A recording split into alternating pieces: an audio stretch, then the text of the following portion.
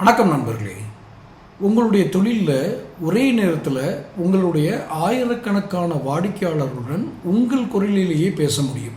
இது சாத்தியமா? ஒரு நாளைக்கு 10 பேர்கிட்ட பேசலாம், மேக்ஸிமம் 20 பேர்கிட்ட பேசலாம். அதுக்கு மேலே பேசணும்னா ஒரு ஆஃபீஸ் டீம் போடுவோம். அலுவலகத்தில் நமக்காக இதற்காக நியமிக்கப்பட்ட பணியாளர்கள் இருப்பாங்க. அவங்க நம்ம பிஸ்னஸ் பற்றி பேசுவாங்க. ஆனால் எப்படி ஒரே நேரத்தில் 1000 வாடிக்கையாளர்களுடன் அதில் உங்கள் குரலிலே பேச முடியும்? தொழில்நுட்பம் வளர வளர நம்மளுடைய வியாபாரத்தின் நுணுக்கங்களை நாம் மாற்றிக்கொண்டே இருக்க வேண்டும்.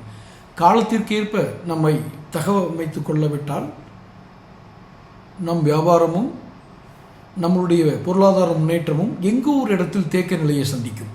அதற்காகத்தான் இந்த புதிய தொழில்நுட்பத்தை குறித்த ஒரு சற்று விரிவான ஒரு பதிவு இது. ஏற்கனவே நான் சொல்ல போகிற விஷயம் உங்களுக்கு தெரிஞ்சிருந்துச்சுன்னா இட்ஸ் ஓகே. தெரியலைன்னா இதை கேட்டுட்டு மற்றவங்களுக்கும் ஃபார்வர்ட் பண்ணுங்கள். இப்போ ஒரு இன்சூரன்ஸ் ஏஜென்ட் இருக்கார் வச்சுக்கோங்க. ஒரு இன்சூரன்ஸ் ஏஜென்ட்டுக்கு கிட்டத்தட்ட நிறைய வாடிக்கையாளர்கள் இருப்பாங்க, நூற்றுக்கணக்கான வாடிக்கையாளர்கள் இருப்பாங்க. ஸோ டேட்டில் உங்களுடைய பாலிசி ரினியூவல் டேட் வருது, நீங்கள் புதுப்பிக்க வேண்டிய நேரம் வந்து விட்டது, இதை நீங்கள் இந்த டேட்டில் புதுப்பிக்கணும் அப்படின்னு அந்த ஏஜெண்ட் பேசினா அவங்களுக்கு ஒரு பரிச்சய தொடர்பு இருக்கும். இந்த ஏஜென்ட்டு நம்மகிட்ட பேசுகிறார் அப்படிங்கிறது. பொதுவாகவே இந்த இன்சூரன்ஸ் ப்ராடக்டெல்லாம், இந்த ஃபைனான்ஷியல் ப்ராடக்டெல்லாம் பர்சனல் டச்சில் தான் அது போகும்.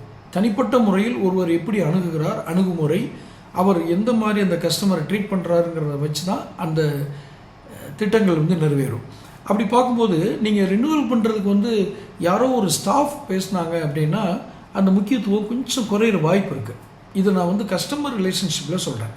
அப்போ இவரே பேசுகிறாருன்னா எப்படி இருக்கும்? இதுக்கு தான் என்ன பண்ணுறாங்க, வாய்ஸ் க்ளோனிங்.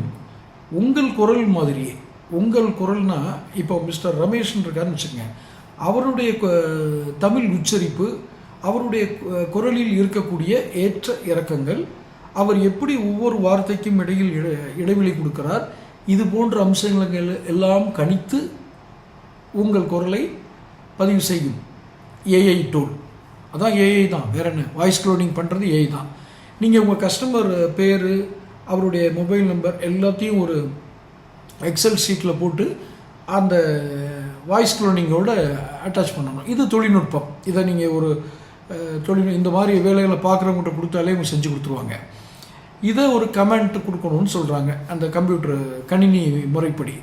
இது கொடுத்தாங்கன்னா நீங்கள் ஏதாவது ஒரு மீட்டிங்கில் இருந்தால் கூட ரிமைண்டர்ஸ் அனுப்புறது, இன்னும் சொல்ல போகிறாங்க சிலருக்கு பேமெண்ட் ரிமைண்டர்ஸ்னு ஒன்று கொடுக்க வேண்டியிருக்கும். சில வாடிக்கையாளர்களுக்கு நீங்கள் இந்த டயத்தில் பேமெண்ட் பண்ணுறேன்னு சொன்னீங்க, அந்த பேமெண்ட்டை நீங்கள் இதில் செலுத்திடுங்க அப்படின்னு சொல்லி ஒரு ரிமைண்டர் பண்ணணுன்னா நம்ம அந்த நேரத்தில் ஒரு மீட்டிங்கில் இருப்போம். அந்த மீட்டிங்கில் இருக்கிற நேரத்தில் ரிமைண்டர் மறந்து போச்சுன்னா அந்த வேலை தாமதமாகிறது. இதெல்லாம் இது மாதிரி நீங்கள் ரிமைண்டர்ஸ் கொடுக்கணும்.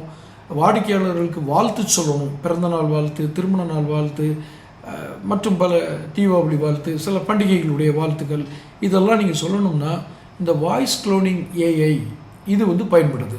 அப்போ ஒரே நேரத்தில் பல்லாயிரக்கணக்கான வாடிக்கையாளர்களை சென்றடையக்கூடிய உங்கள் குரல், உங்களுடைய வியாபாரம், குரல் மட்டுமல்ல, குரல் என்பது வெறும் குரலாக நாம் பார்க்கக்கூடாது. அதில் வரக்கூடிய செய்தி, அந்த செய்தி போய் சேருவதனால் கிடைக்கக்கூடிய ஒரு வியாபார வளர்ச்சி, இதையெல்லாம் தான் இந்த வாய்ஸ் க்ளோனிங் ஏஐ செய்கிறது.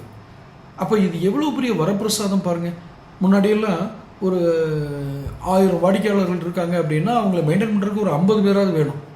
50 பேரும் சேர்ந்தும் அந்த 1000 பேரை ரீச் பண்ணிடுவாங்களா அப்படின்னா கொஞ்சம் கஷ்டம்தான்.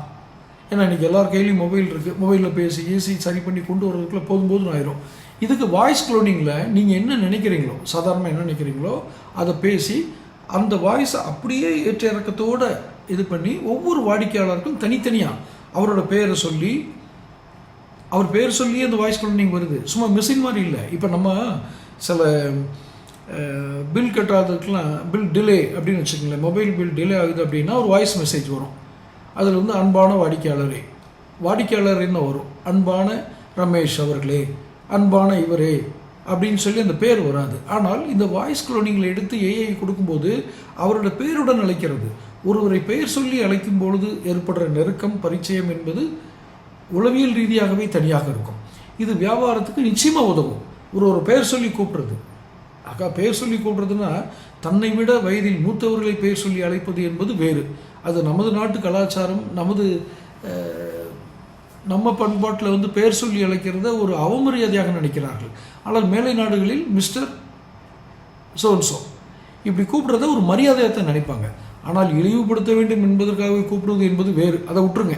நான் இப்போ சொல்கிறது இந்த வாய்ஸ் க்ளோனிங்கில் உங்கள் பெயரோட, வாடிக்கையாளர் பெயரோட அவருக்கு என்ன செய்தி சொல்லணுமோ அதை நீங்கள் சொல்கிற மாதிரியே குரல் ஏற்ற இறக்கம், தமிழ் உச்சரிப்பு, ஆங்கில உச்சரிப்பு, எந்த மொழியோ, ஏன்னா வாய்ஸ் க்ளோனிங் தானே, லாங்குவேஜ் க்ளோனிங் இல்லை. ஸோ நீங்கள் எந்த மொழியில் பேசுகிறா இருந்தாலும் அதை பேசி வாய்ஸ் க்ளோனிங் எடுத்து ஏஐயோட இணைச்சி அனுப்பிச்சிடலாம். ஸோ ஒரே நேரத்தில் 1000 பேருக்கு வாடிக்கையாளர் பேச முடியுங்கிறது நமக்கு தொழில்நுட்பம் கொடுத்த வரப்பிரசாதம். தொடர்ந்து தொழில்நுட்பம், மருத்துவம், அரசியல் விழிப்புணர்வு, இதை போன்ற பதிவுகளை உங்களுக்கு சேர்கிறதுக்கு சேனல் சப்ஸ்கிரைப் பண்ணிக்கோங்க. தொடர்ந்து பேசுவோம். நன்றி.